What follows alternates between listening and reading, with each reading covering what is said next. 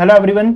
आज अपन CBSE sample question paper करेंगे physics subject का 2021-22 सेशन के लिए। ये टर्म 1 का सैंपल पेपर सीबीएसई ने इशू करा है और इसमें 90 मिनट आपको दिए जाएंगे और टोटल मार्क्स 35 रहेंगे। ये जो क्वेश्चन पेपर आएगा इसमें 3 सेक्शन होंगे। सेक्शन ए में 25 क्वेश्चन दिए जाएंगे जिसमें से कोई भी 20 क्वेश्चन अपन को करने हैं।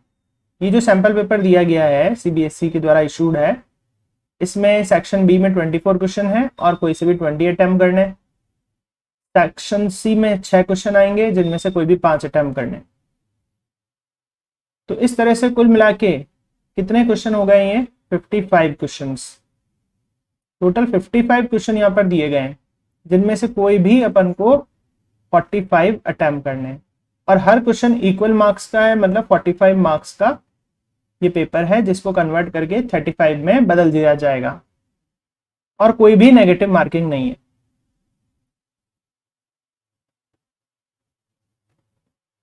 अब ये सेक्शन जो ए है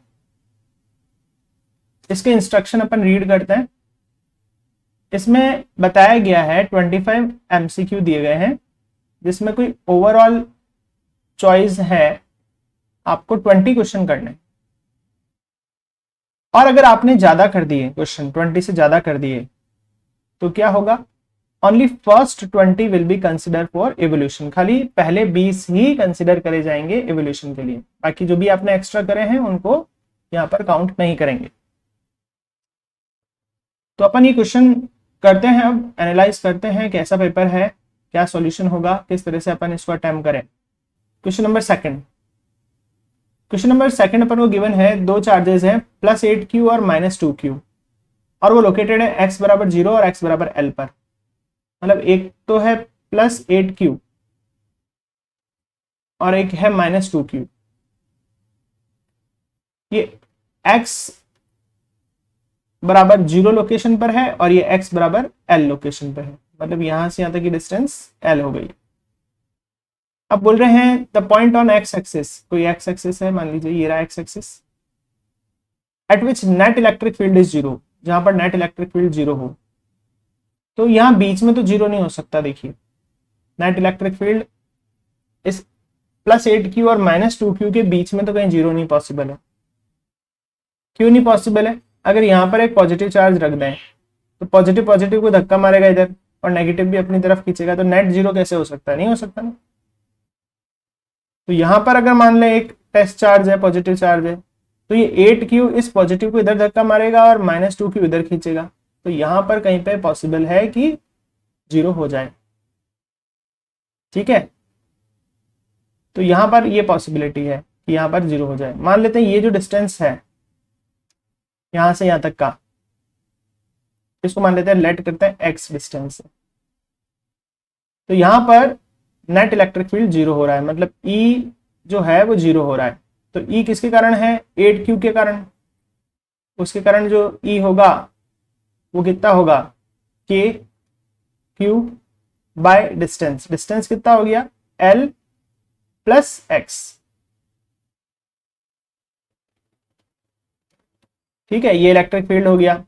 अब बोल रहे हैं कि वहां नेट इलेक्ट्रिक फील्ड 0, इसका मतलब दूसरे पार्टिकल के द्वारा जो इलेक्ट्रिक फील्ड बनेगा वो इसके इक्वल होना चाहिए, मतलब k q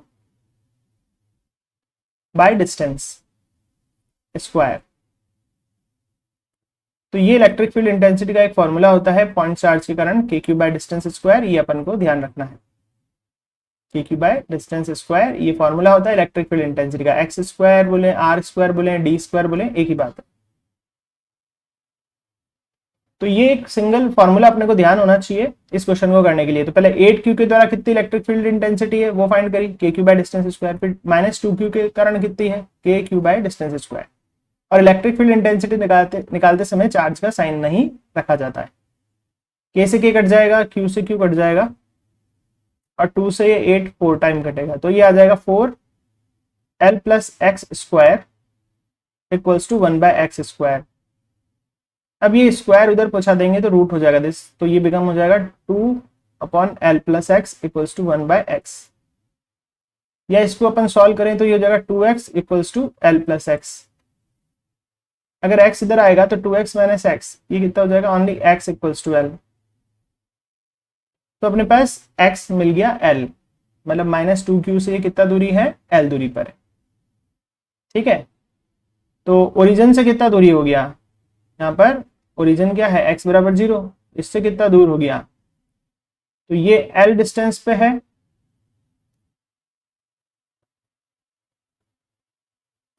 ऐसा गिवन है अपने को, ये l डिस्टेंस पर है और ये भी l निकला है, तो टोटल दूरी कितनी हो गई, l प्लस l 2l। तो करेक्ट आंसर क्या हो जाएगा, 2l हो जाएगा। ठीक है, चलिए अगला क्वेश्चन देखते हैं, क्वेश्चन नंबर 3। तो ओरिजिन से कितना डिस्टेंस हो जाएगा, 2l। अब क्वेश्चन नंबर 3 देखेंगे। क्वेश्चन नंबर 3 क्या है, इसको अपन समझते हैं। क्वेश्चन नंबर 3 दे रखा है अपन को, the electric dipole moment P is placed parallel to the uniform electric field. The amount of work done in rotating the dipole by 90 degree is, तो वर्क पूछा जा रहा है, तो वर्क का एक फॉर्मूला अपन को ध्यान रखना है, PE cos θ1 माइनस cos θ2, ये वर्क का फॉर्मूला होता है। तो यहाँ पर PE लिखा और cos θ1 अपने को बोल रहे हैं कि वो पैरेलल पड़ा हुआ है यूनिफॉर्म इलेक्ट्रिक फील्ड के। अगर ये इलेक्ट्रिक फील्ड है तो डाइपोल भी इसी के पैरेलल पड़ा हुआ है, तो एंगल कितना बन रहा है, 0 डिग्री। तो ये हो जाएगा cos 0 डिग्री। अब उसको रोटेट करा है 90 डिग्री पर, cos 90 की वैल्यू कितनी होती है, 0, और cos 0 की 1, तो ये W कितना आ गया, PE आ गया है। तो इस तरह से करेक्ट ऑप्शन क्या दिख रहा है इसमें, सेकंड ऑप्शन करेक्ट दिख रहा है। अब नेक्स्ट क्वेश्चन करेंगे। क्वेश्चन है 3 capacitor 2 microfarad 3 microfarad 6 microfarad are joined in series with each other. इनको सीरीज में ज्वाइन कर दिया, एक 2 माइक्रोफेराड, एक 3 माइक्रोफेराड, एक 6 माइक्रोफेराड को।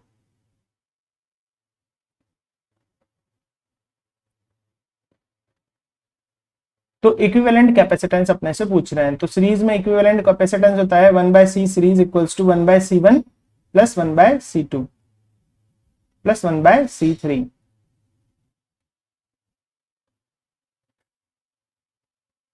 अब यहां पर C1 है 2, C2 है 3 और C3 है 6।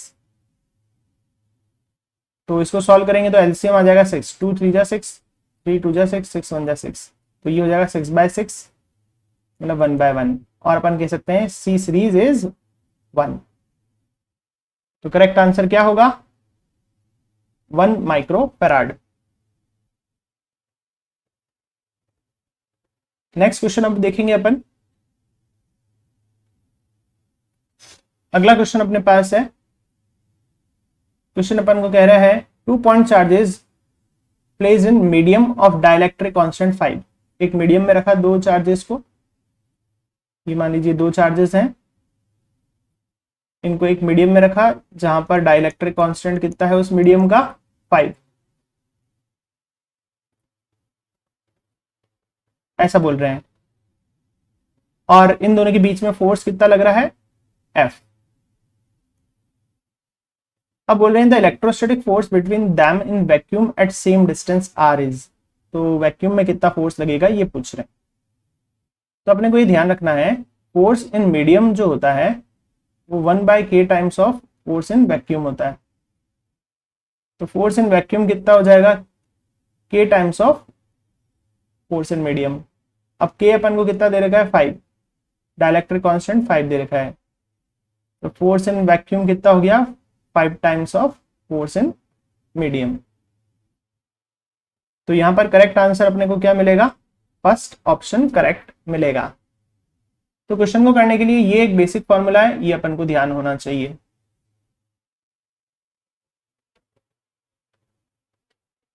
अब अपन क्वेश्चन नंबर 6 करेंगे। क्वेश्चन है which statement is true for Gauss law. Gauss law के लिए कौन सी स्टेटमेंट ट्रू है। तो अलग अलग यहाँ 4 स्टेटमेंट दे रखी है। पहली है all the charges whether inside और outside the Gaussian surface contribute the electric flux. तो ये तो गलत है। जो गॉस थ्योरम है उसके अकॉर्डिंग जो फ्लक्स होता है इलेक्ट्रिकल वो होता है Q enclosed by epsilon not. तो यहाँ तो एनक्लोज्ड आउटसाइड दोनों बोल रहे हैं, तो ये तो गलत है। अगला है electric flux depend on geometry of Gaussian surface. अब अगर एक चार्ज पार्टिकल है उसके अराउंड अगर एक ऐसी सरफेस बना दें स्फेरिकल या फिर एक क्यूबिकल, जितना फ्लक्स निकलना होगा उतना ही निकलेगा। तो इस ज्योमेट्री पर शेप पर थोड़ी ना डिपेंड कर रहा है फ्लक्स, वो तो चार्ज पर डिपेंड कर रहा है, क्यू बाय एप्सिलॉन नॉट। यही तो था गॉस थ्योरम, तो ये भी गलत हो गया। Gauss theorem can be applied to non uniform electric field. Non uniform electric field के लिए नहीं लगता है Gauss theorem, uniform electric field के लिए लगता है। और लास्ट ऑप्शन क्या है, electric field over Gaussian surface remain continuous and uniform at every point. तो गॉसियन सरफेस पर इलेक्ट्रिक फील्ड जो होता है वो कंटिन्यूअस होता है, सब जगह रहता है, और यूनिफॉर्म मतलब एक ही होता है हर जगह पर। तो बिल्कुल सही है। अगर अपन मान लीजिए एक चार्ज पार्टिकल है, इस आर दूरी पर ई निकालें, चाहे इस आर दूरी पर निकालें, चाहे इस आर दूरी, चाहे इस आर दूरी, चाहिए कोई भी आर दूरी पर अगर ई निकालेंगे तो सेम ही आएगा। कितना आएगा, के क्यू बाय आर स्क्वायर। तो ई की वैल्यू तो सब जगह सेम ही है, कंटिन्यूअस ही है, एक जैसी है। तो यहां पर करेक्ट आंसर क्या होगा, फोर्थ। नेक्स्ट क्वेश्चन करेंगे। क्वेश्चन है a capacitor plates are charge by battery of V volt. एक कैपेसिटर है, उसकी प्लेट्स को एक बैटरी से चार्ज कर दिया, वी वोल्ट की बैटरी से चार्ज कर दिया। After charging the battery is disconnected. Charging के बाद इस बैटरी को हटा दिया, वी वोल्ट पर चार्ज हो चुका था, इसको बैटरी को हटा दिया। बैटरी हटाने के बाद अब क्या करा गया है, अब बोल रहे हैं कि इसके बीच में एक डाइलेक्ट्रिक स्लैब रख दी जिसका डाइलेक्ट्रिक कांस्टेंट के है। अब पूछ रहे हैं the potential difference across the plate will become. अब पूछ रहे हैं कि अब V कितना हो जाएगा, ये नया V कितना हो जाएगा। ठीक है, इसको V डैश नाम दे देते हैं। तो किस तरह से करेंगे ये क्वेश्चन, ये अपन को देखना है। तो सबसे पहले अपन को एक चीज ध्यान रखनी है कि इसकी प्लेटों पे चार्ज स्टोर होगा कितना। तो Q इक्वल्स टू CV, ये फॉर्मूला है। जब बीच में एयर है तो मैं इसको C0 और V लिख रहा हूं। ये बेसिक फॉर्मूला अपन को ध्यान रखना है कैपेसिटर के लिए, Q इक्वल्स टू CV। जब वैक्यूम है तो C0 V लिख दिया। अब ये चार्ज जो है ये तो कांस्टेंट ही रहेगा भाई। एक बार आ गया, मान लो कोई चार्ज 10 गुलाम आ गया तो वो 10 ही रहेगा, कहीं जाएगा थोड़ी ना। तो Q तो कांस्टेंट रहेगा, भले ये पहला केस हो चाहे दूसरा केस हो। जितना चार्ज आ गया उतना ही रहेगा। चाहे डाइलेक्ट्रिक लगा दोगे तो चार्ज जो उस प्लेटों पे है उस पर थोड़ी ना फर्क पड़ेगा, तो Q तो कांस्टेंट ही रहेगा। ठीक है, तो अब अपन को सेकंड वाला, जब डाइलेक्ट्रिक प्लेट रख दी है, अब Q का फॉर्मूला लिखेंगे तो Q तो Q ही रहेगा देखिए। लेकिन फॉर्मूला अब इस केस के लिए Q इक्वल्स टू CV, तो C मीडियम और V मीडियम ऐसा रखना पड़ेगा। लेकिन इसका आंसर तो Q ही आएगा क्योंकि Q तो कांस्टेंट रहता है। ठीक है, अब क्या करें, C मीडियम को क्या बोलते हैं, K times of C0, dielectric constant time of C0। तो ये अपन को एक बेसिक फॉर्मूला ध्यान रखना है, डाइलेक्ट्रिक कांस्टेंट का formula C medium by C0। तो C मीडियम को K टाइम्स ऑफ C0 लिख दिया। तो अपन को ये V डैश ही पता करना था, ये नया V ही पता करना था। तो V डैश किसके बराबर हो जाएगा, Q upon K C0। What is K, dielectric constant को यहाँ K लिखा हुआ है।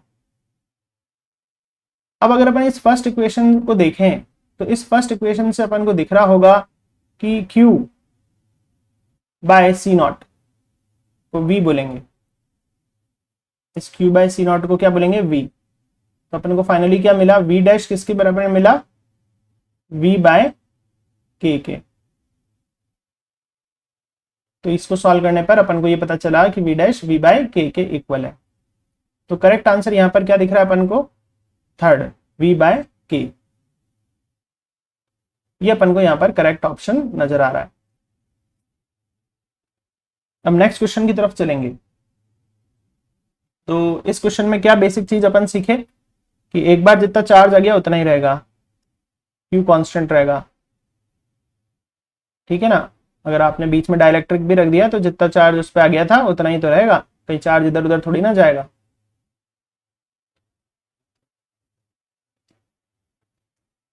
नेक्स्ट क्वेश्चन है the best instrument for accurate measurement of EMF is. EMF के मेजरमेंट के लिए बेस्ट इंस्ट्रूमेंट क्या है? पोटेंशियोमीटर, मीटर बेस से तो रेजिस्टेंस पता करते हैं, ए मीटर से करंट पता करते हैं।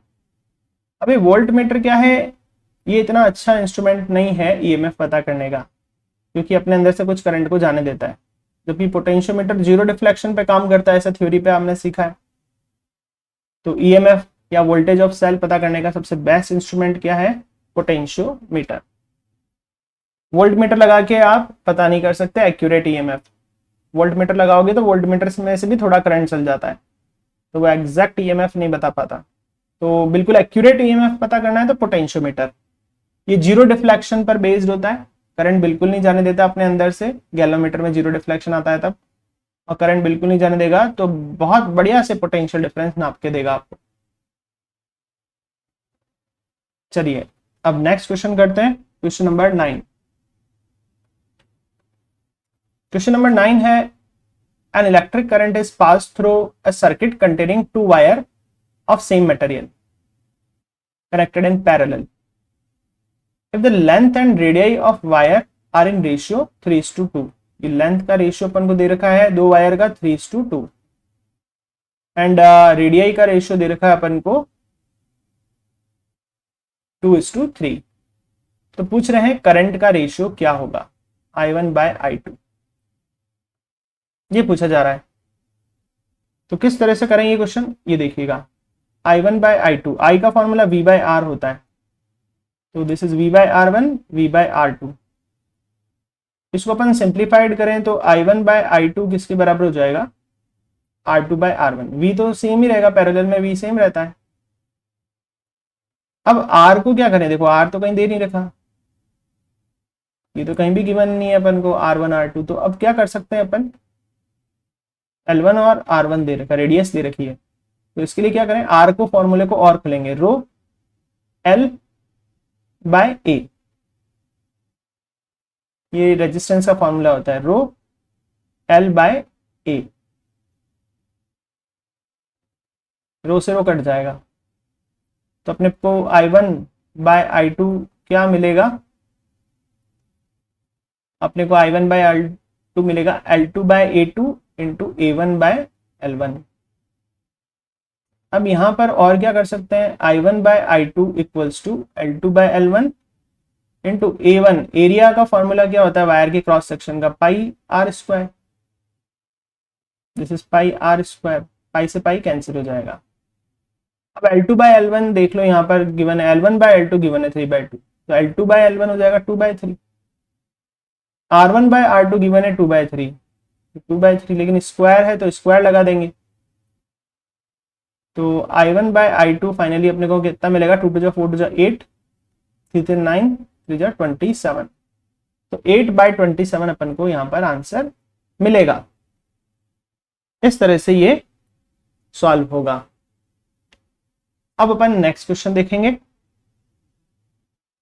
क्वेश्चन नंबर 10 अब अपन देखेंगे। क्वेश्चन नंबर 10 है by increasing the temperature the specific resistance of conductor and semiconductor, तो क्या होगा?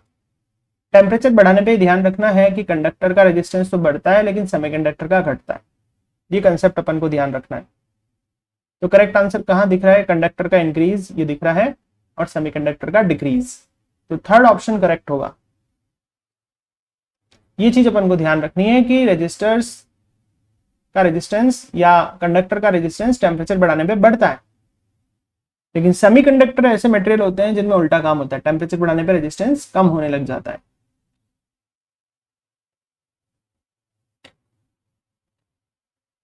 अगला क्वेश्चन है we use alloy for making standard resistors because, alloy की क्यों बनाते हैं रजिस्टर्स, ये क्वेश्चन है। तो ये ध्यान रखें, अलॉय का टेम्परेचर कोएफिशिएंट ऑलमोस्ट 0 होता है। मतलब टेम्परेचर कोएफिशिएंट का मतलब अल्फा उनका ऑलमोस्ट 0 होता है। अल्फा मतलब टेम्परेचर कोएफिशिएंट। तो इसका मतलब उनमें टेम्परेचर बढ़ाने से रेजिस्टेंस में बहुत कम या बिल्कुल चेंज नहीं आता। तो बढ़िया बात हो गई है, तो रेजिस्टेंस चेंज नहीं हो तो अच्छा रहेगा ना अपने लिए। और उनका स्पेसिफिक रेजिस्टेंस भी बहुत हाई है, तभी तो रजिस्टर के रूप में काम ले रहे हैं उसको।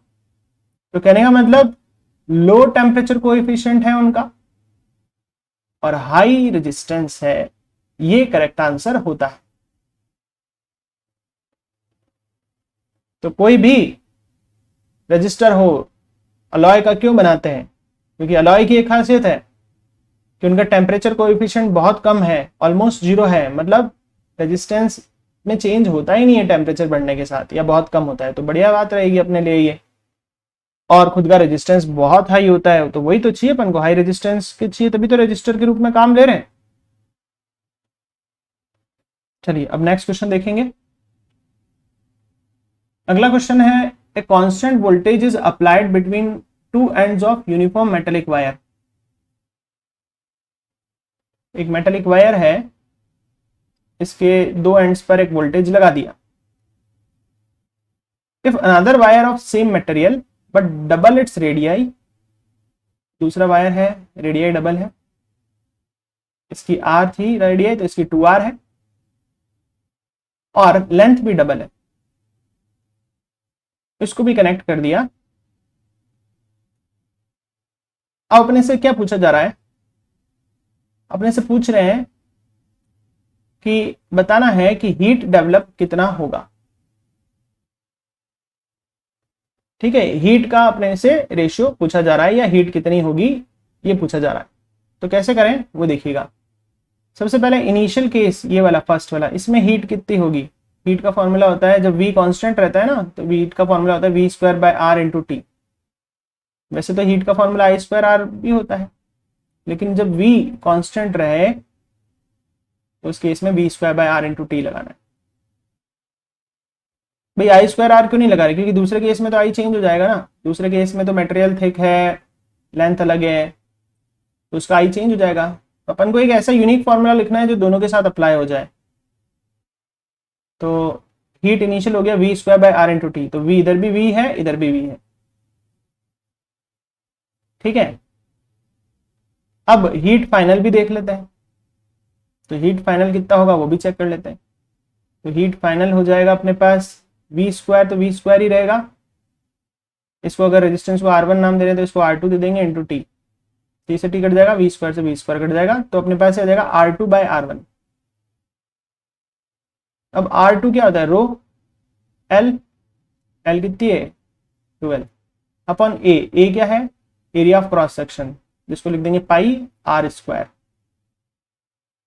ये हो गया R2। और अब R1 लिखना है तो रो L अपॉन ए, एरिया के लिख देंगे पाई आर स्क्वायर। रो से रो कट जाएगा, पाई से पाई कट जाएगा, और L से एक L कट जाएगा। तो क्या बचा है उसको देखते हैं।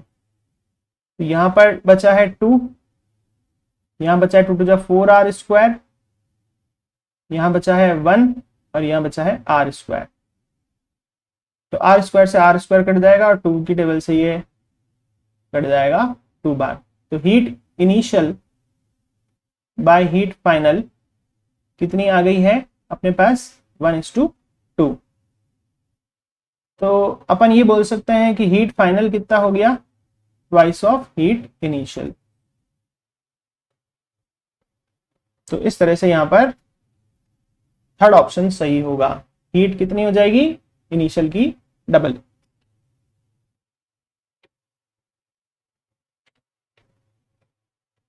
अगला क्वेश्चन हम देखेंगे। क्वेश्चन है, if the potential difference V is applied across a conductor is increased to 2V with its temperature constant, the drift velocity of free electron in conductor will be। तो ड्रिफ्ट वेलोसिटी का पहले formula पता होना चाहिए, EV by ml tau। ये drift velocity का formula होता है। अब यहां पर क्या बोला जा रहा है? टेम्परेचर कांस्टेंट है, तो रिलैक्सेशन टाइम भी कांस्टेंट हो जाएगा। ठीक है, बाकी सब चीजें कांस्टेंट है, ई तो कांस्टेंट ही है, मास कांस्टेंट है, लेंथ कांस्टेंट है, तो कहने का मतलब ड्रिफ्ट वेलोसिटी किसकी प्रोपोर्शनल हो गई, वी के।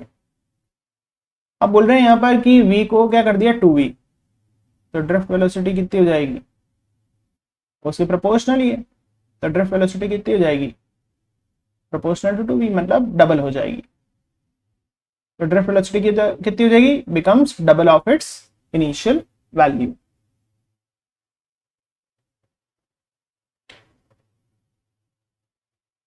अगला क्वेश्चन करेंगे, क्वेश्चन नंबर 14। इसमें एक सर्किट दे रखा है, 3 ओम रजिस्टर दे रखा है, 6 ओम दे रखा है, 8 ओम दे रखा है, 30 ओम दे रखा है। इसको सॉल्व करना है। यहाँ पर एक पॉइंट है, अब देखिए ये मान लीजिए ये पॉइंट जो है इसका नाम एक्स रख दें, तो इसको भी एक्स ही बोल सकते हैं क्योंकि बीच में कनेक्टिंग वायर है, तो इसका तो कोई रोल ही नहीं है। तो मतलब डायरेक्टली इसको यहां से भी जोड़ दें तो कोई फर्क ही नहीं पड़ रहा। ऐसा कर सकते हैं, ये 3 ओम है, इसका एक पॉइंट तो देखिए ये 6 ओम से जुड़ा हुआ है और दूसरा पॉइंट भी 6 ओम से जुड़ा हुआ है, ऐसा। तो इसको अपन ने रीड्रॉ कर दिया, ये बीच की लाइन तो कनेक्टिंग वायर ही तो है, इसको लगाओ नहीं लगाओ एक ही बात है, इसको डायरेक्टली कनेक्ट कर दो। तो 3 ओम को डायरेक्टली 6 के दोनों एंड से कनेक्ट कर दिया। अब यहाँ पर दे रखा है एक 8 ओम और नीचे लाइन में दे रखा है 30 ओम। तो सिंपल सा ये क्वेश्चन है जो 10th क्लास में आते हैं, और अब अपन को पता करना है टोटल रेजिस्टेंस। तो सबसे पहले 3 और 6 का अपन पैरेलल में सॉल्व कर देंगे, तो ये जाएगा 1/3 प्लस 1/6 इक्वल्स टू 1/r।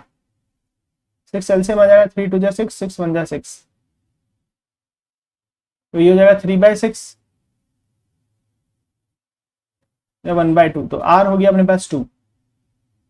तो अगर सर्किट को रीड्रॉ करें तो अपने पास ऐसा मिलेगा, यहाँ की लाइन पे तो 2 आ गया, ये 8 उसके आगे जुड़ा हुआ है, इस तरह से सर्किट बना हुआ है, और 30 ये अलग से नीचे।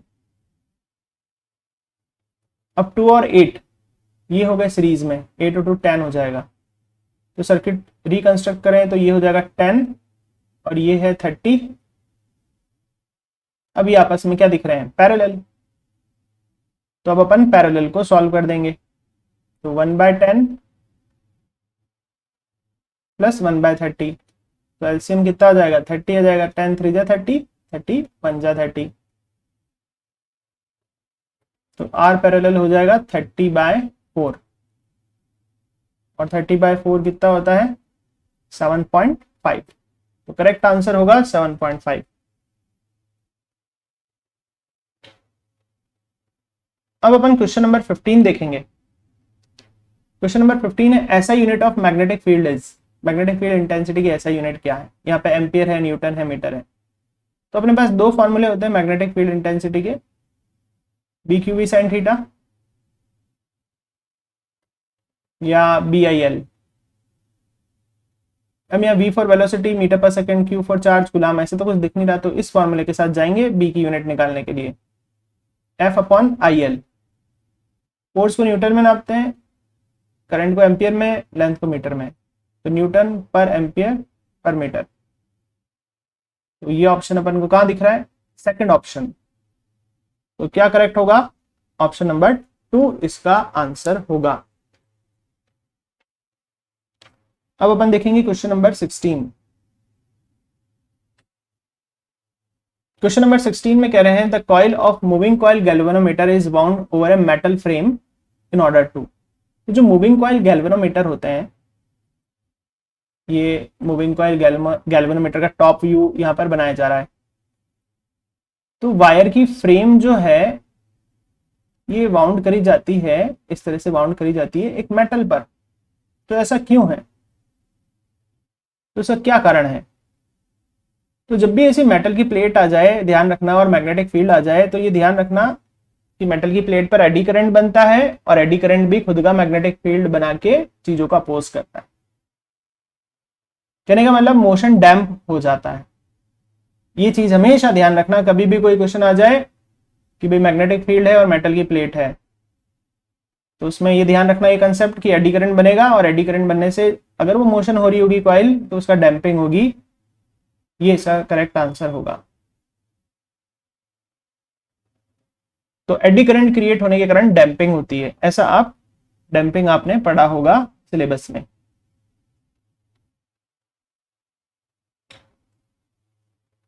नेक्स्ट क्वेश्चन ओपन करेंगे। Two wire of same length are shaped in square of side A. दो वायर हैं, सेम लेंथ के हैं, एक को तो स्क्वायर बना दिया ए साइड का और एक को सर्कल के फॉर्म में बेंड कर दिया ऑफ रेडियस आर। दोनों वायर की लेंथ सेम है। If they carry same current, अगर दोनों में करंट सेम जा रहा है तो अपने को मैग्नेटिक मोमेंट बताना है। तो सबसे पहले आपको ये ध्यान रखना है, मैग्नेटिक मोमेंट का एक फॉर्मूला होता है करंट इनटू एरिया। अब अगर ये फर्स्ट वाला केस बात करें तो इसका एरिया क्या हो जाएगा, ए स्क्वायर, साइड स्क्वायर। और सेकंड वाला केस बात करें ये वाला, तो इसका मैग्नेटिक मोमेंट कितना हो जाएगा सेकंड केस का, करंट इनटू एरिया। एरिया को पाई आर स्क्वायर लिख देंगे, ठीक है। अब एक बात है कि वायर की लेंथ तो सेम है, मतलब पहले की लेंथ होगी टोटल 4a, दूसरे की लेंथ हो गई इसकी सरकमफ्रेंस 2 पाई आर। तो चाहे तो अपन आर की जगह कभी रिप्लेसमेंट देना हो तो 4a अपॉन 2 पाई लिख सकते हैं। तो आर की जगह क्या लिख सकते हैं, 4a अपॉन 2 पाई, 4a बाय 2 पाई, ऐसा अपन रिप्लेसमेंट दे सकते हैं। अब जब अपन इसको सॉल्व करेंगे तो ये आई है, ये पाई है, 4 4 जा 16 हो जाएगा, ए स्क्वायर 2 2 जा 4 हो जाएगा, पाई स्क्वायर। एक पाई से एक पाई कैंसिल कर देंगे, ये 4 बार कट जाएगा। तो इस तरह से अपने को m मिल जाएगा, m मिल जाएगा इस तरह से i into 4a square by पाई, ये चीज अपने को मिलेगी। अगर अपन हम रेशियो करें फर्स्ट का इस सेकंड से, तो m1 बाय m2 ये रेशियो पूछ रखे हैं अपने से, तो I A square upon I into 4a square by pi. तो आई से आई कट जाएगा, ए स्क्वायर से ए स्क्वायर कट जाएगा और पाई ऊपर चल जाएगा, तो पाई बाय 4 इसका आंसर आएगा। तो m1 बाय m2 कितना आया, पाई बाय 4। इस तरह से क्वेश्चन सॉल्व होगा।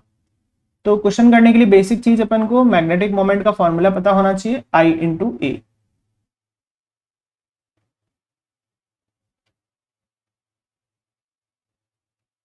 अब नेक्स्ट क्वेश्चन अपन करेंगे। क्वेश्चन है अपने पास, the horizontal component of earth magnetic field at a place is √3 time of vertical.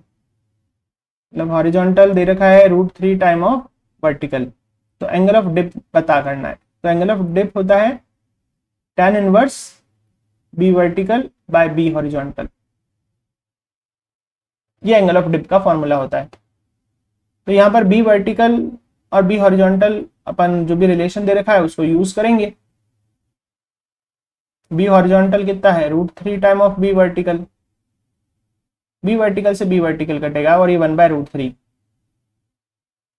तो ये हो गया tan इनवर्स, और 1/√3 की इसकी वैल्यू होती है tan 30 की। इसका मतलब कितना हो गया एंगल ऑफ डिप, 30 डिग्री। और 30 डिग्री को और क्या बोलते हैं, π/6। अगला क्वेश्चन है, same angle the small angle between magnetic axis and geographical axis at a place.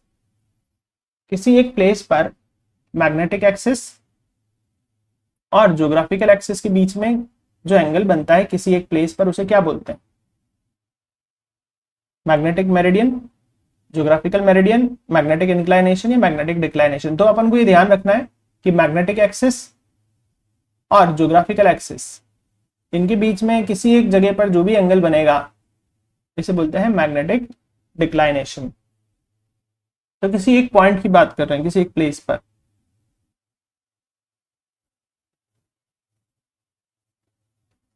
Next question है, two coils are placed close to each other, the mutual inductance of the pair of coil depend on. देखो अगर अपने पास एक ये coil है, एक ऐसे रखी एक ऐसे रखी, एक सिचुएशन ऐसे भी बना लेते हैं कि एक कॉइल ऐसे रखी और दूसरी इस तरह से रखी। तीसरी सिचुएशन इस तरह से बना लेते हैं, एक कॉइल रखी और दूसरी उसी पे वाइंड कर दी। तो सभी में म्यूचुअल इंडक्टेंस अलग अलग आएगा ना। तो कहने का मतलब म्यूचुअल इंडक्टेंस किस पर डिपेंड कर रहा है। यहां पर अपने पास ऑप्शन है rate at which current changes in the two coil, कि करंट चेंज हो रहा है उस पर डिपेंड है। रिलेटिव पोजीशन एंड ओरिएंटेशन, तो ये इस पर डिपेंड है ना। देखो पोजीशन जैसे अलग अलग सेट कर रखी है तो अलग अलग म्यूचुअल इंडक्टेंस आएगा। ऐसा डेरिवेशन में अपन सीखता है। चलिए अब तो इसका सही आंसर तो यही मिल गया अपन को। आगे बढ़ते हैं। नेक्स्ट क्वेश्चन है a conducting square loop L and resistance R moves in a plane. ये पूरा का पूरा लूप ही प्लेन में मूव कर रहा है।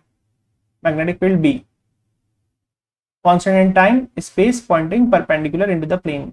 Magnetic field into the plane है। बोल रहे करंट इंड्यूस कितना होगा। तो करंट इंड्यूस होगा B L V by R, B L V by R, two B L V by are या जीरो। तो करंट इंड्यूस होने के लिए सबसे पहली बात फ्लक्स चेंज होना चाहिए। फ्लक्स चेंज होने के लिए एरिया चेंज होना चाहिए। अभी एरिया तो कांस्टेंट ही है, इसको आगे ले गए पीछे ले गए तो रहा तो इतना का इतना ही बड़ा ये। तो इसमें से जो मैग्नेटिक लाइन जा रही है रहेगी तो उतनी ही उतनी, मतलब फ्लक्स चेंज ही नहीं हो रहा, चाहे आगे किसका हो चाहे पीछे किसका हो, एरिया तो उतना ही रह रहा है। तो फ्लक्स चेंज ही नहीं हो रहा। फ्लक्स चेंज के लिए तो एरिया को कम या ज्यादा होना चाहिए। तो पूरे के पूरे फ्रेम को ही आगे ले जा रहे हो पीछे ले जा रहे हो तो एरिया तो बदला ही नहीं। तो एरिया नहीं बदला तो करंट इंड्यूस नहीं होगा। तो आंसर है जीरो। अगला क्वेश्चन है the magnetic flux link with coil is given by equation 5t square plus 3t plus 16 induced EMF at time t is. तो लेंज लॉ से अपन को ध्यान रखना है, ईएमएफ का फॉर्मूला होता है minus D phi by D T. तो माइनस तो फॉर्मूले का ही रख दिया, D by D T of pi. Pi की जगह अपन लिख देंगे 5t square plus 3t plus 16। इसका डिफरेंशिएशन करेंगे तो 5t स्क्वायर का डिफरेंशिएशन करना है 5 2t1 प्लस 3t का करेंगे तो दिस इज 3 और 16 का डिफरेंशिएशन करेंगे तो 0। तो अपने पास ईएमएफ जो है वो कितना निकला, ये सारा का माइनस है। EMF equals to minus 5 to 10t plus 3। अब t की वैल्यू अपन को दे रखी है 4, तो this is minus 10 into 4 plus 3। तो 10 4 जा कितना हो जाएगा 40 प्लस 3। तो करेक्ट आंसर क्या हो जाएगा माइनस 43। इस तरह से ऑप्शन क्या मिलेगा अपन को सही, ऑप्शन बी यहां पर करेक्ट होगा माइनस 43। तो लेंज लॉ ध्यान रखना है, ईएमएफ होता है minus D phi by D t और उस फॉर्मूले का यूज करके फाई की वैल्यू रखी और डिफरेंशिएशन करा तो अपने को आंसर माइनस 43 वोल्ट मिल जाएगा। नेक्स्ट क्वेश्चन करते हैं अपन क्वेश्चन 23rd। तो 23rd क्वेश्चन है विच of the following graph represent the variation of current with frequency f in AC circuit containing pure capacitor। तो करंट और फ्रीक्वेंसी में यहां पर ग्राफ पूछा गया है। तो अपन को ध्यान रखना है आई होता है V बाय आर और जो कैपेसिटेंस जो रिएक्टेंस देता है उसे XC बोलते हैं।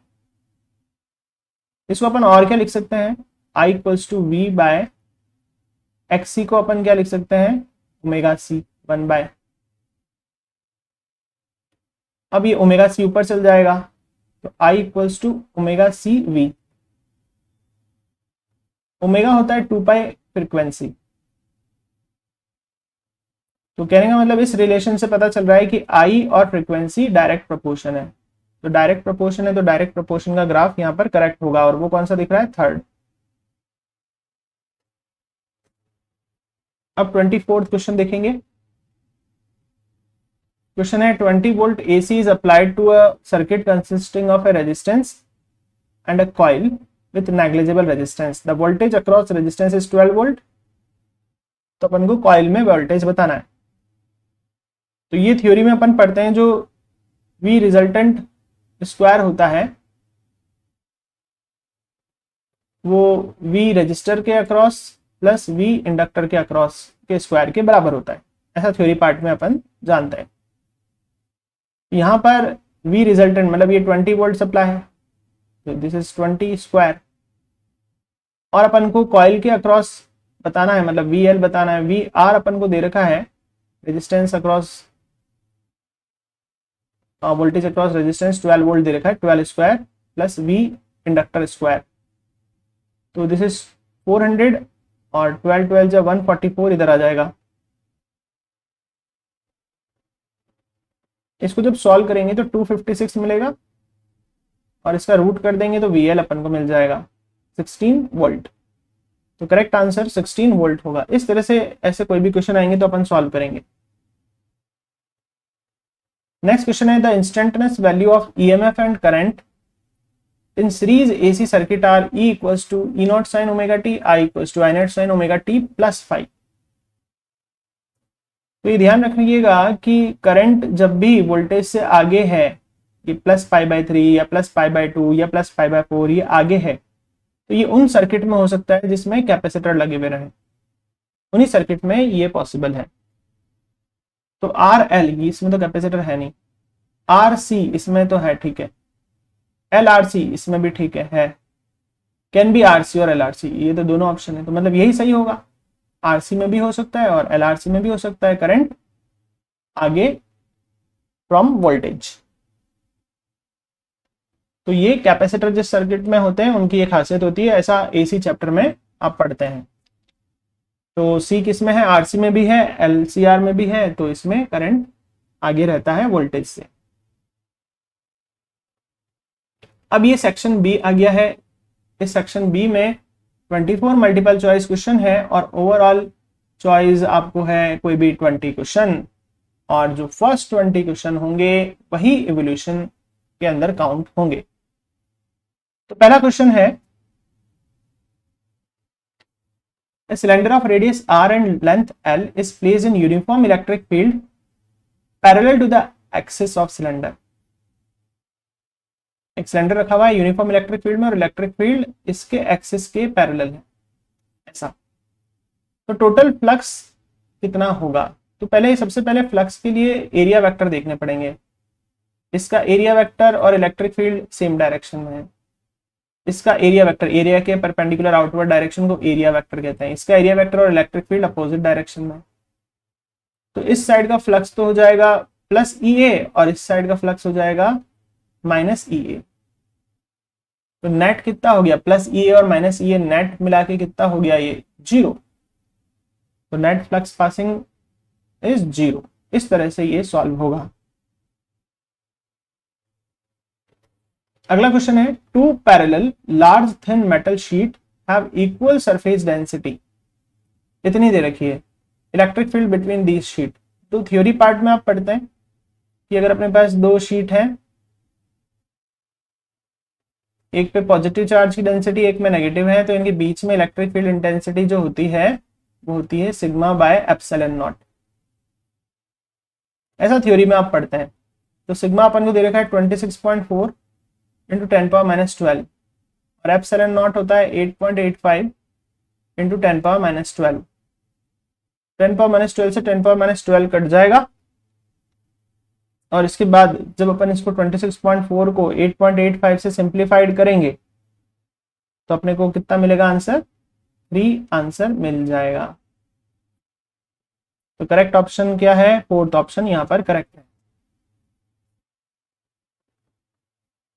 नेक्स्ट क्वेश्चन है consider N अनचार्ज conducting sphere, A positive point charge is placed outside the sphere, the net charge on the sphere is. बोल रहे हैं कि अपने पास एक स्फीयर है, इसके पास एक पॉजिटिव चार्ज रख दिया, तो इस स्फीयर के नेट चार्ज पे क्या फर्क पड़ेगा भाई, उतना ही रहेगा, कोई चार्ज क्रिएट थोड़ी ना होगा, कोई डिस्ट्रॉय थोड़ी ना होगा, बस इधर उधर शिफ्ट हो जाएगा, लेकिन चार्ज नेट तो उतना ही रहेगा ना।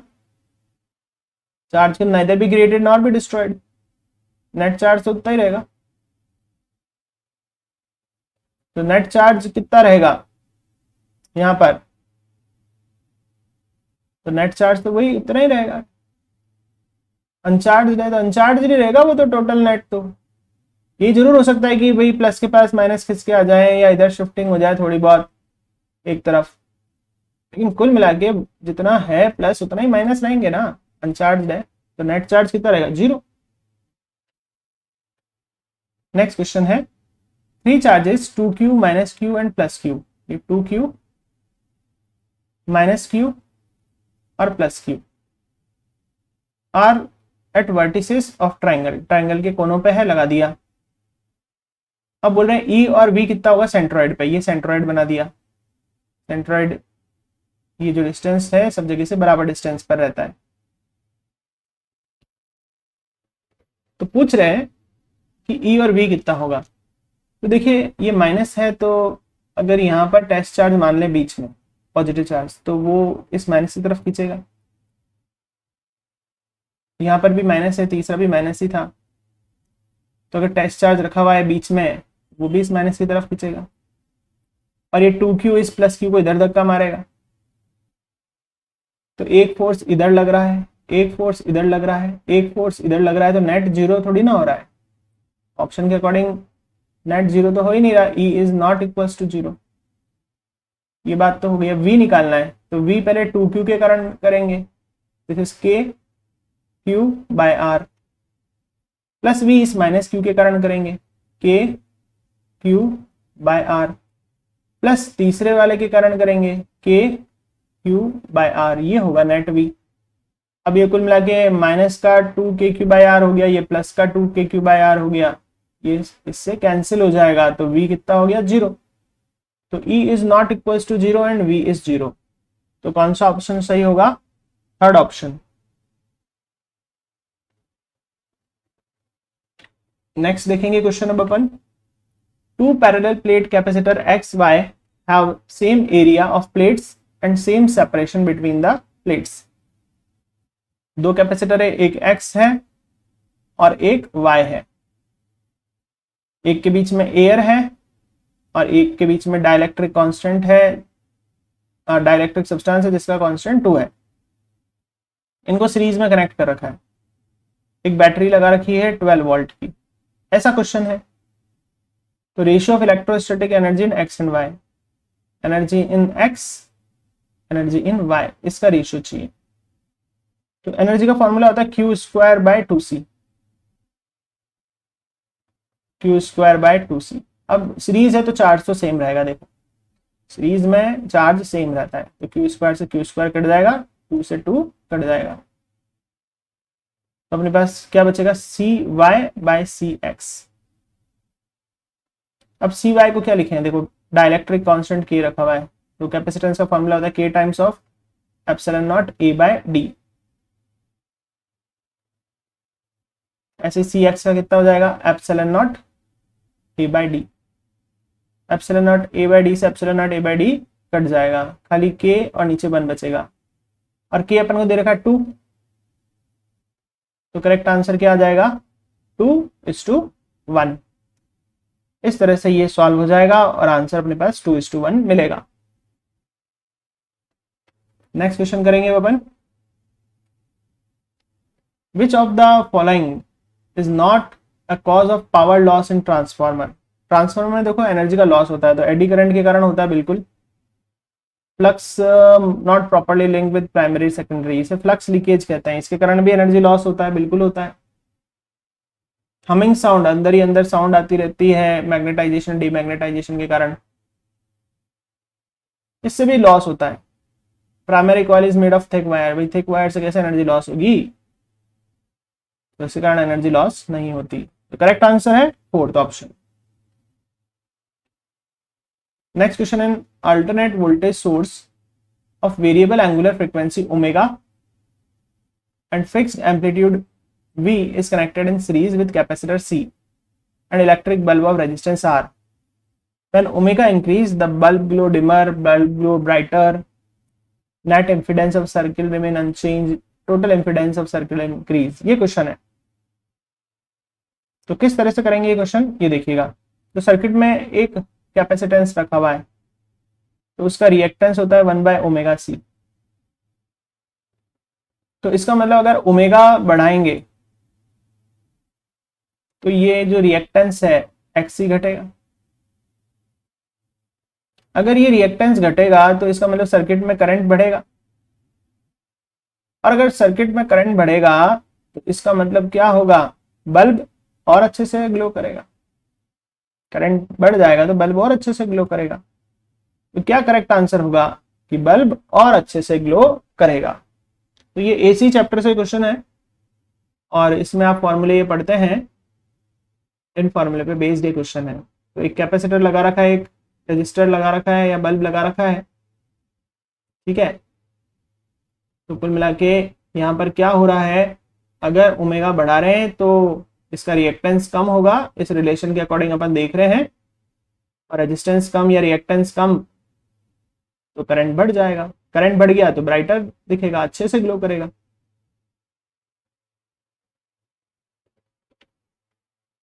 अब अगला क्वेश्चन करेंगे, ए solid spherical conductor has charge plus Q. ये बीच का जो दे रखा है, बीच का स्फीयर, इसका चार्ज है प्लस क्यू। ये क्वेश्चन में गिवन है, इसकी रेडियस r है, ये अंदर वाले की रेडियस r है। Is surrounded by solid spherical shell, shell से सराउंडेड है। शेल का मतलब क्या होता है, इस तरह का ये खोखला गोला, इसे शेल बोलते हैं। तो देखो ये इससे सराउंड है, इस बीच के बॉडी के अराउंड ये शेल रखा हुआ है, इस पे चार्ज -q है, और अंदर की रेडियस 2r है, और बाहर तक की रेडियस देखें तो 3r है। ऐसा नीचे डायग्राम में दिख रहा है, यहाँ पर ये मेंशन कर रखा है। तो कौन सी स्टेटमेंट ट्रू है वो अपन को बतानी है। तो पहली स्टेटमेंट यहाँ दे रखी है, electric potential has maximum magnitude and electric field has maximum magnitude है। मतलब इलेक्ट्रिक पोटेंशियल और इलेक्ट्रिक फील्ड इंटेंसिटी के बारे में बातें चल रही है। तो देखिए, अगर अपन बी पॉइंट पर इलेक्ट्रिक फील्ड इंटेंसिटी निकालें तो दिस इज के पॉजिटिव क्यू बाय आर, और वहीं वी निकालें तो आर स्क्वायर, वहीं वी निकालें तो के पॉजिटिव क्यू बाय आर। ये कहां पर निकला है, ये सब चीजें कहां पर निकली है, at point B, solid sphere पर। अब अगर सी पॉइंट पर निकालें तो ई हो जाएगा अपने पास के, टोटल क्यू हो जाएगा पॉजिटिव क्यू, और सी पॉइंट पे देखो -p भी तो बैठा हुआ है, अपॉन आर। आर कितना है यहाँ तक, सी का 2r, तो मतलब ये तो 0 हो गया। सिमिलरली वी भी 0 हो जाएगा। सिमिलरली वहां पर वी निकालेंगे तो this is K total Q positive Q plus negative Q by 2r, तो वी भी 0 हो रहा है। तो मतलब सी पॉइंट पर तो वी 0 आ रहा है, ई भी 0 आ रहा है। चलो डी पॉइंट पे देख लेते हैं, वही बात हो गई डी पॉइंट पर भी।